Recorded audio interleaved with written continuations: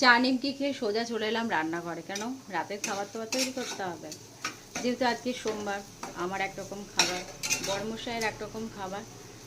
আর ব্যাপারটা হচ্ছে কি, আজকে আমি দুপুরবেলা ভাত খেয়েছি যেহেতু, আর তো রাতে ভাত খাবো না। দেখো নিজের জন্য কি করে নিচ্ছি। আজকে ফ্রিজে গাজর ফাজর সবই আছে, কিন্তু আমি আর সেগুলোকে বের করলাম না। আলুটাকে সুন্দর করে ফ্রাই করে নিয়েছি লঙ্কা দিয়ে, একদম নিরামিষ রান্না হচ্ছে। আর এখানে চাউটাকে সেদ্ধ করে রেখেছি। এই কি বলে, চাউটাকের মধ্যে দিয়ে দেবো এখন, দিয়ে হলুদ হলুদ চাউমিন করব। আর এদিকে হবে বরমশাই ভাত, ভাতটা আমার করতে হবে।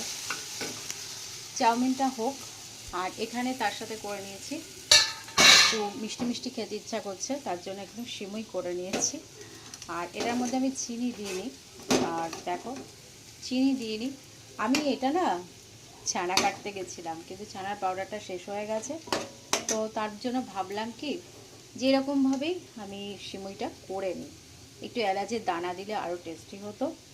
তো যাই হোক, আমি তাড়াতাড়ি করে করেছি। এরপর এই খাবারগুলো কমপ্লিট হয়ে গেলে আবার বরমশাইয়ের খাবার রেডি করতে হবে।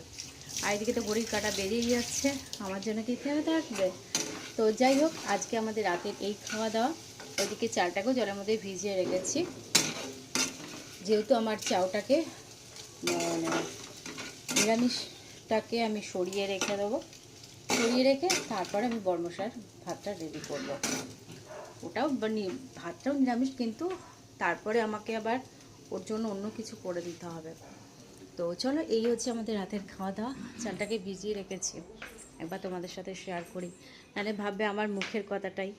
তো চলো, এই দেখো জলের মধ্যে চালটাকে ভেজানো, তা ঝাপাঝাপ ভাতটা করে নেবো। তো চলো, এখনকার মতো ভিডিওটাকে এন্ড করি। ভিডিওটা ভালো লাগলে প্লিজ প্লিজ লাইক করো, কমেন্ট করো, শেয়ার করো।